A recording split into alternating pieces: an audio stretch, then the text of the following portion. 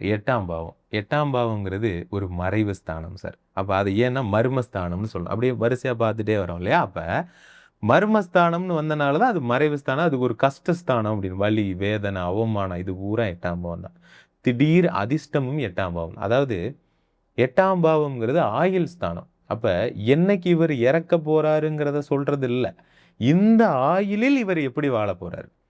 நல்ல நிலைமையிலிருந்து கஷ்டமான நிலைமைக்கு போறாரா? இல்ல கஷ்டமான நிலைமையிலிருந்து நல்ல நிலைமைக்கு போறாரா? என்ன செய்ய போறார்? அப்படிங்கிறத அந்த பாக்ஸ் சொல்லிக் குடுக்குறோம். திடீர் அதிர்ஷ்டம் சொல்றாங்க இல்லையா? அந்த லாட்டரி யோகம் இதெல்லாம் சொல்றாங்க இல்லையா? அதுதான். அப்ப 8ஆம் பாவம்னா எதிர்பாராத சம்பவங்கள். எதிர்பார்க்காம என்ன வேணாலும் நடக்கலாம். விபத்து, ஆக்சிடென்ட்ஸ். புதையல் கூட எதிர்பாராம தானங்க கிடைக்கும். அந்த மாரி. அப்ப அந்த 8ஆம் பாவம்லாம் நல்லா இருக்கும்போது, திடீர்னு இந்த லாட்டரி யோகம் விழுகிறது. அதுக்கப்புறம் வந்து எங்கேயோ இருக்கு சொத்து. இவர் ரொம்ப கஷ்டமான சூழ்நிலையில இருப்பாரு.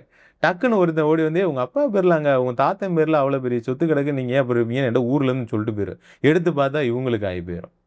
சரிங்களா? ஒரு 4 ஏக்கர் இருக்கும். பைபாஸ் வந்திருக்கும். பார்த்தீங்கன்னா, ஒரே நாள்ல சூப்பரா போயிடுவாங்க. அப்ப இந்த மாதிரியான அமைவுகள்லாம் அவங்கள்ட்ட இருக்கான்றத இந்த 8வது பாக்ஸ்ல பார்த்துக்கலாம். இது நல்லா இருக்கும் பொழுது வந்து, இந்த கந்து வெட்டி தொழில் பண்றது. ஏன்னா, வலி, வேதனைன்னு சொல்றேன். அப்ப பிறரின் வலி, வேதனைகளில் இருந்து கறிக்கடை வைக்கிறது.